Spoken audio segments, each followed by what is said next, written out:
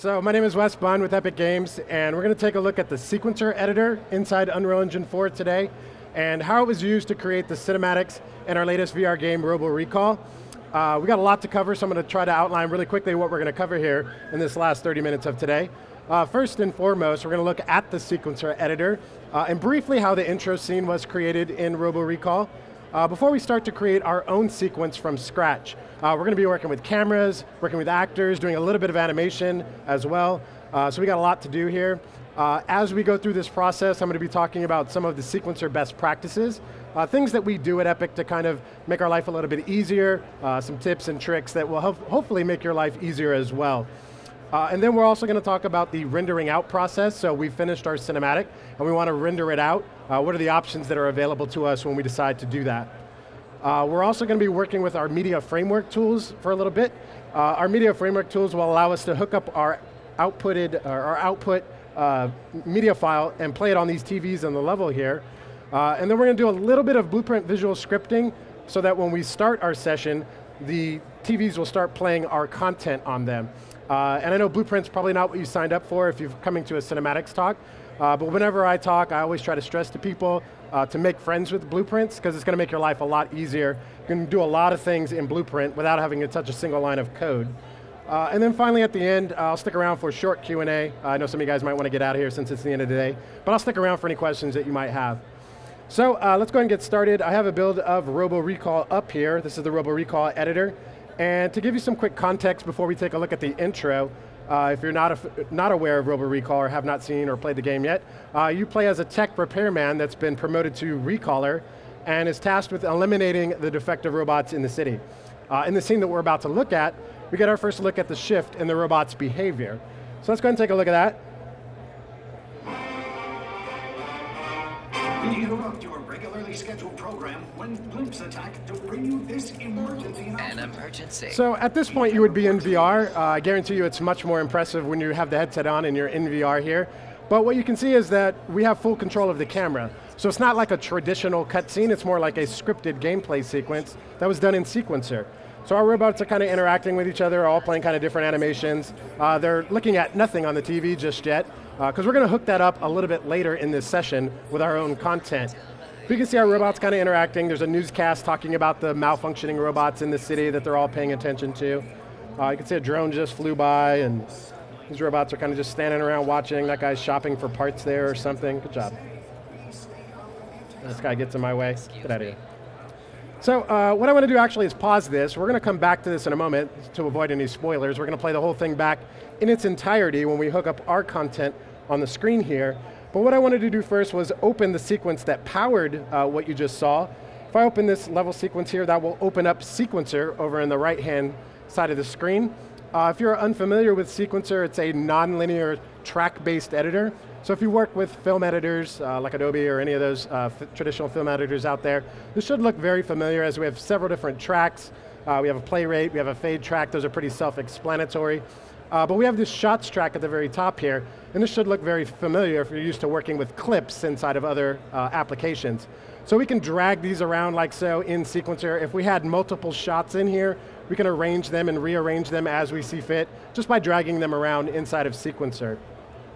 The other thing that's really cool about Sequencer is this shot right here is its own self-contained level sequence. And what I mean by that is right now we are inside of a level sequence, but if I double click on this, we are now inside of a new level sequence, so it's kind of nested inside of another one. And this is where the real meat of this scene was created, inside of this subsequence. And this is usually something that we do at Epic. Whenever we're working with cinematics, we create a master sequence and then populate it with subsequences. That way, if we want to rearrange or move shots around in our sequence, we could just do it by dragging it around like so, versus putting it all in one sequence. The other thing that's really cool about the shots track is the ability to create what we call takes. If I right-click on our shot track here, I can go down to this option and create a new take. That's essentially a new variant of this particular shot. It will copy all that animation, cameras, whatever you have set up in that shot. It will duplicate it and allow you to make modifications to that take without altering the original. So you can feel free to experiment with new cameras, new animations, new characters, etc. And if you're unhappy with that, you can hop right up to the takes menu and switch between all of the variants that you have. And this is very useful when you have multiple shots with multiple cameras. You can play your whole scene back in one way and then change up the takes and play it back a different way right here inside of the sequencer editor. So what I want to do real quick is jump into this shot and highlight some of these tracks. There's quite a few in here, so I'm not going to cover all of them. But I did want to highlight a couple of the important ones. The one at the very top here is the camera cuts track. This is used to define the viewpoint for the cinematic. And in this case, we're using the player's perspective. A little bit later in this session, we're going to use our own camera like a traditional cutscene. But this defines the camera from which to view the cinematic from. Directly below that, we have an events track. This can be used to fire off gameplay events at runtime. And this can be any kind of event you want. It just kicks off a blueprint scripted event. And you can have it do whatever you want here when it reaches any of your keyframes here. Below that, we have an audio and an effects track that we're playing audio and triggering some effects later in the sequence. We have some ambient audio that's also playing. But I quickly wanted to select this guy here and show you him, which is kind of hanging out around the corner over there, just waiting for his part to play. If I expand him now, this is a skeletal mesh actor that we've added to Sequencer, and you can see he has some sub-tracks associated with him. Most importantly, this animation track. So we can add animations to this character and animate him through Sequencer just by defining the animation that we want him to play. So right now he's kind of hanging out, but as soon as we get to this animation, you can see he starts walking, coming around the corner, and playing his animation. And each of the guys in our scene were pretty much set up the same way. They all have their own animation tracks that we've assigned different animations to. We can also add audio to them if we want. But that's pretty much how this scene was set up. All of our actors were added to Sequencer, and then we can control them through Sequencer. So now that we have an idea of what Sequencer is, what I want to do now is create our own sequence. So what I'll do is hop to a different map for this. I already have it up, so I'm going to kind of just pop that up so you don't have to wait for me to load it. And what we have here is one of our levels from Robo Recall.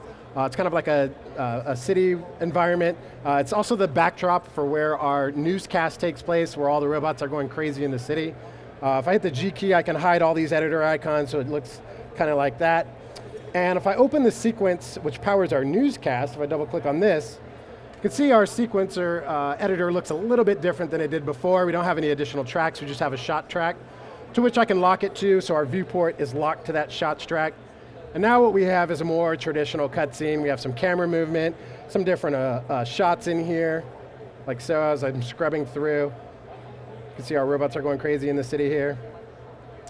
And one of the other things that we do as a best practice whenever we're working with master tracks like this here, usually we stagger our shots out like so.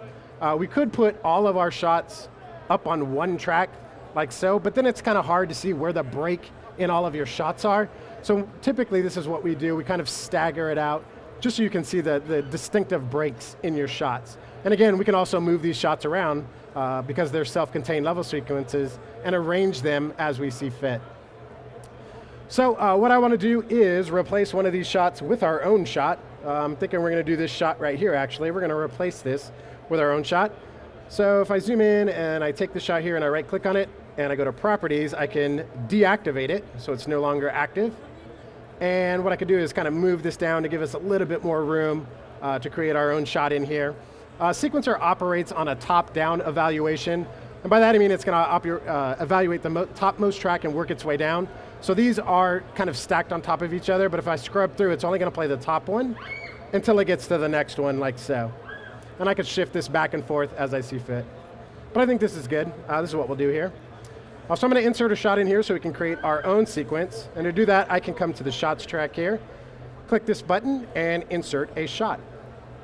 And when I do, it's going to ask for a save name, location, all of that. I'm just going to use the default and save it, like so. So there's our empty shot. And I can move it over and stretch it out to give us a little bit more room to play with. My mouse sensitivity, there we go, something like that. Trying to find, let's move it a little bit more. I'm looking for this red marker there. So I kind of wanted to highlight this real quick. So this red marker here indicates where I am inside of my subscene. So right now it's set to 150 frames, but on the master level, we're actually going a little bit past that. So we could use the 150 frames or we can make adjustments to this. It's just a way to visualize what's going on in all of your sequences. And you can see that from the top level here as well.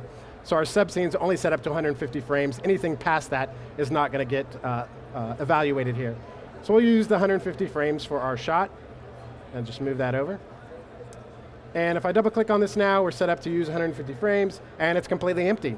So we're going to create our own shot here. Some other quick tips. If you hit the up arrow on your keyboard, that will take you back to frame 0 to start it over. You can hit down arrow to play, and the left and right keys will step through on a frame by frame basis. So now that we have this empty sequencer here, what we're going to do is find a spot inside of our level here where we want to shoot our cinematic. And I'm thinking we're going to do something over here. We're going to have some guys running down the street, jump over this barricade. Some guys are going to chase him. He's going to stop and pop off some shots at him. I think that'll be a good shot, and it's in line with the rest of our cinematic. So the first thing that we're going to need is a camera for our sequence, and we could do that one of two ways. We could come to the modes panel. We could come down to our cinematic section, and we also have the ability to add rigs and rails for you filmmakers out there and know what those are. But we also have this camera actor, which we could drag into the level.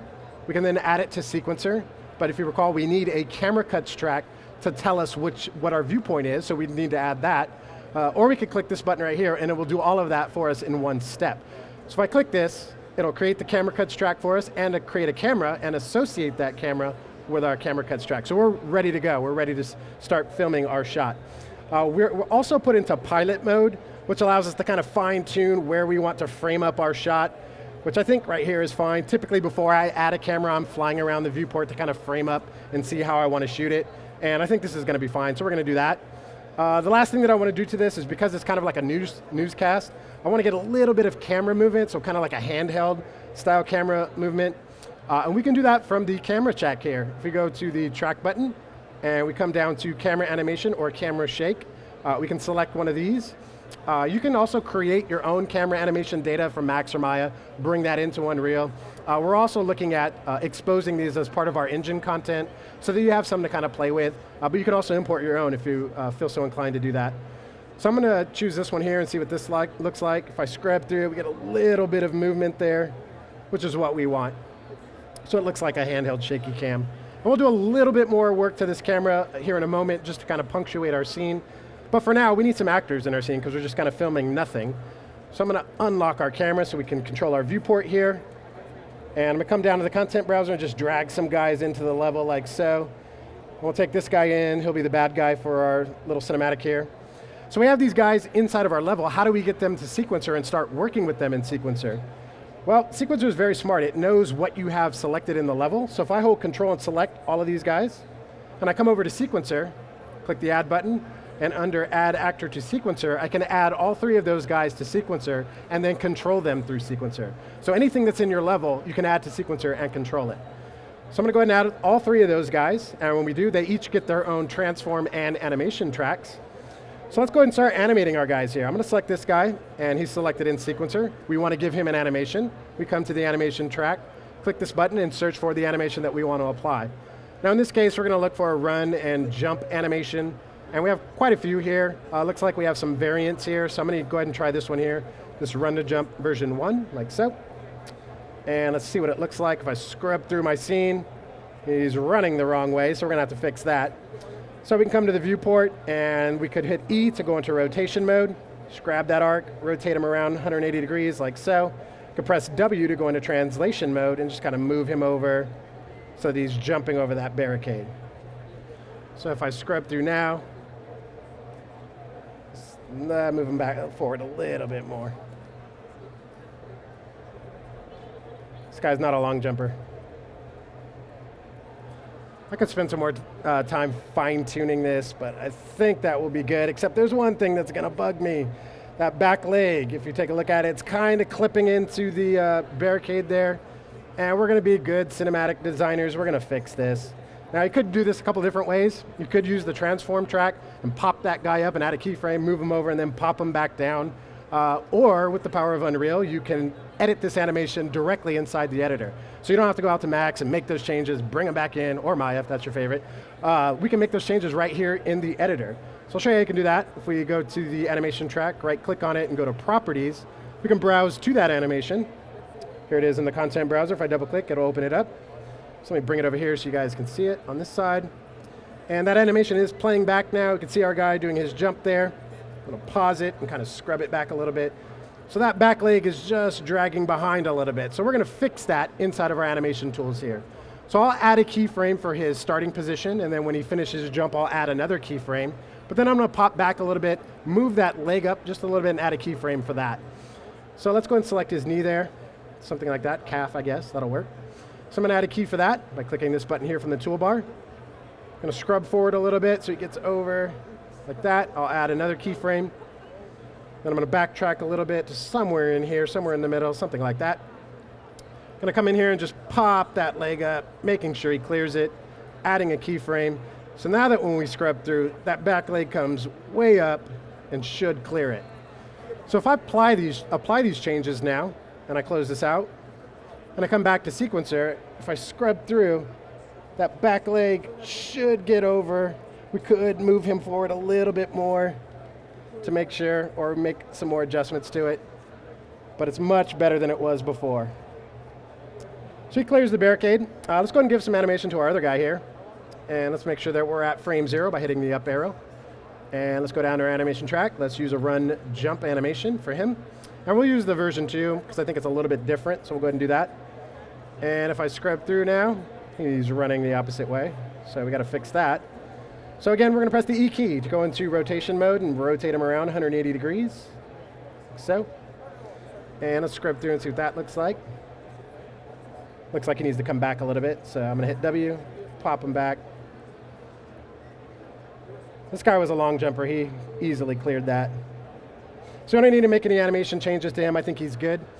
We need to do a little bit more animation work for this guy here because he's just standing there so the other guys will get away, so we need to fix that.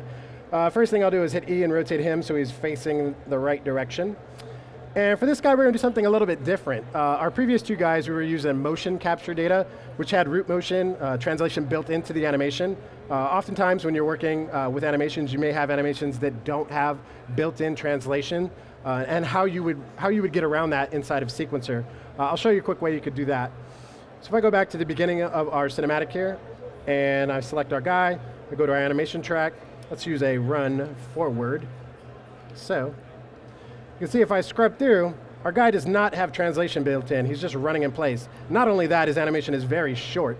So we can loop this animation in sequencer just by dragging and stretching that out like so. So now he's running in place, so the guys are going to get away, so we'll fix that. And to do that, we're going to use our transform track. So we're going to use his position in world space and add keyframes to physically move him in the level. So to do that, what we can do is add a keyframe for his current transform position. So by clicking that button there, so we've added that key. And if I scrub forward a little bit, and I push our guy forward a little bit, I could come in and click this button to add another key for his new transform position. But we also have the ability to press the S key, and that will also add a key for transform. So it's a quick shortcut for adding a transform key. So now our guy's kind of running down the street a little bit. And there might be a little bit of foot sliding. You might have to do a little bit of manipulation to get this to look quite right. You could slide the transform key so he arrives either a little bit earlier or a little bit sooner, like so. Do something like this. Makes it a little bit longer or a little bit shorter. So I think that's good for now. Do something like this. And what we want to do now is, now that he's reached his end position, we want him to stop and start firing his weapon at our 2 other guys. So we're going to give him another animation. And I'm going to come over to the character here, go to the track, and under animation, I'm going to search for a idle aim shoot. So now we have this idle aim shoot. I'm going to go ahead and loop that so he fires off a couple shots. And if I scrub through now, our character is kind of sliding around on the ground there. He's playing both animations at once, actually. This is something that we introduced in version 4.15, which we just released a couple weeks ago. If I expand the animation tracks, we have these weight properties, and they're both set to 1.0, so they're playing both animations at the same time here. And what we want to do is kind of fade in between. We want to kind of crossfade between those 2 animations, and we can do that by adding keyframes for this property. So what I'll do to make this work here is I'll come over and I'll change our idle aim shoot to not be 1. We'll change that to 0, and we'll add a keyframe for it. And for our run forward, we'll leave that as 1.0, so I'll add a keyframe for that, so he should be in the run pose. Then what we could do is kind of scrub forward a little bit and just reverse those. So set this to 0, hitting enter to add a key, and setting this to 1.0, hitting enter to add a key. So now what we get is our character kind of goes from a run into that pose and starts firing. And we can fine tune this a little bit more by moving this transform key over just a little bit more. So he kind of shifts into position like so. Now our character is kind of just pointing at our guys because they got away, doesn't have a weapon, so we need to give him a weapon real quick. You could add that weapon via sequencer. This is usually a case for if you have cinematics where you want characters kind of pick up and drop things in your cinematic. But we're going to add it a different way here in a moment. Because there's one more thing that I want to do to our camera. If we lock our camera here, kind of want to push the camera in just to kind of punctuate our scene a little bit. Now we could use our transform track like we just did a moment ago, moving the camera. But we also have this focal length property, which we can zoom in using that track.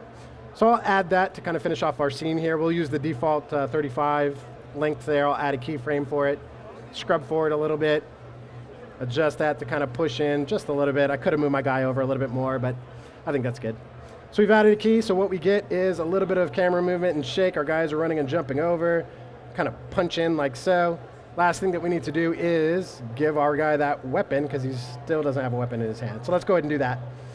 So to do that, what I'll do is, let's go ahead and make sure we have our guy selected. I'm going to copy his name real quick, come down to the content browser, take our pistol, drag it into the level like so. Going to rename this now to our character's name and just add gun to the end.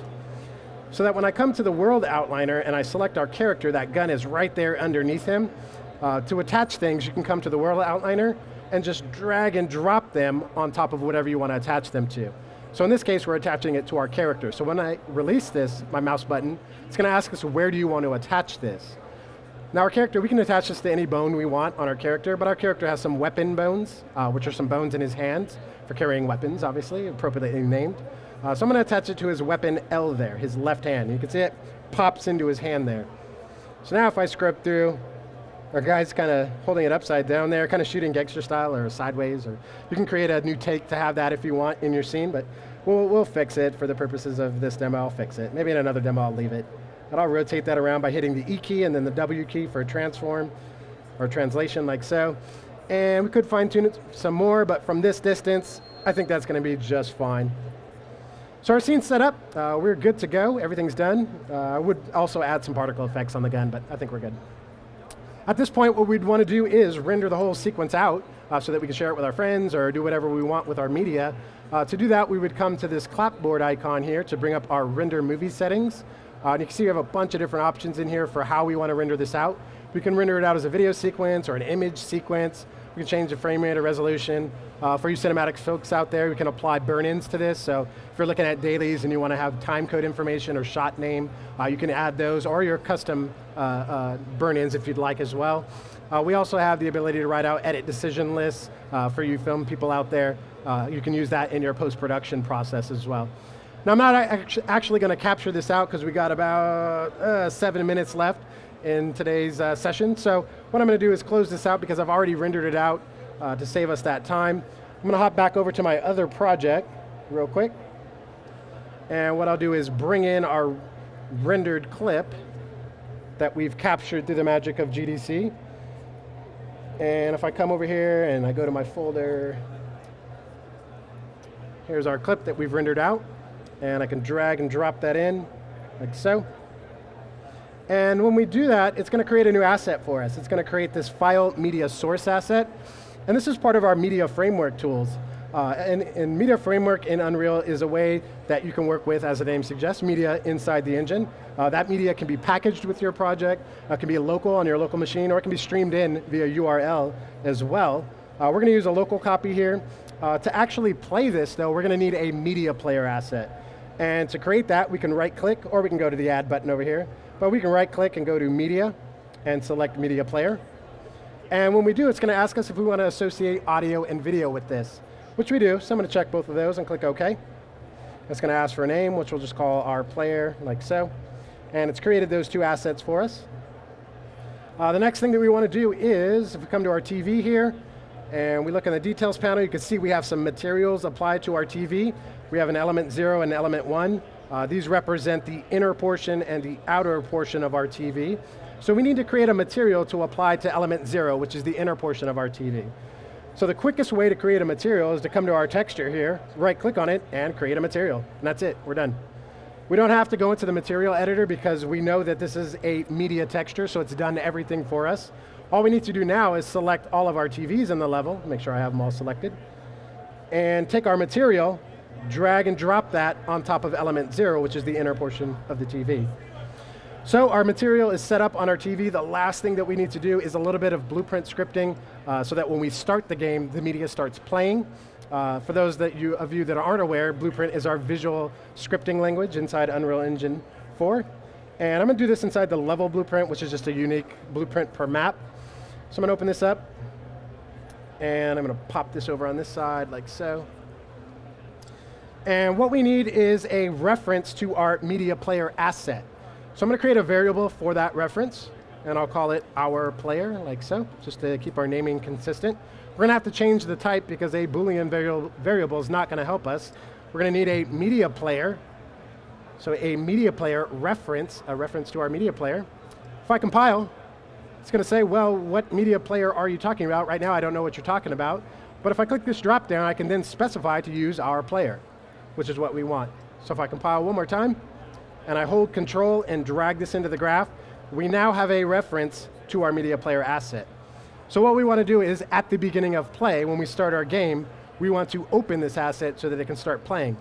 So if I right-click and I search for Begin Play, we have this node called the Event Begin Play, which is fired at the start of your game. We can then drag off of this and say, Open our source. So. And when we connect this to that, that will get called. And you can see it says target is a media player. And the last thing that we need to do is, it's saying what media source do we want? Well, we're talking about this one here that we imported. So we can click this drop down, or since we have it selected in the content browser, we can click this arrow to select it as well. And if we compile one more time, and we play in the editor, fingers crossed, everything should work. There we go. So it's playing on the TVs now. Our content is playing. An emergency. It's been doctored up a little bit, just to give it a little bit more presentation value. But let's watch the entire sequence here play out now. Again, if you have a chance, if you didn't get a chance to play it today, play Robo Recall. It's a lot of fun, and this is much cooler in VR. I trust them. There is nothing to fear. The allegations that our new TAL Series 9 are malfunctioning have not been verified by any reputable source. So there's our sequence right there. All of this was done in Sequencer. We've rendered the movie out, brought it back in as an MP4, and used our media framework to hook it up to the TV. You are likely almost entirely safe. We stake our reputation on it. Excuse me. Well, there you have it. Hold on a moment. Unconfirmed sources are telling us that the malfunction may be spreading to Town 9 in other parts of the city. In response, Robo may be issuing a citywide recall. Until the recallers have the situation under control, the one thing you absolutely must do.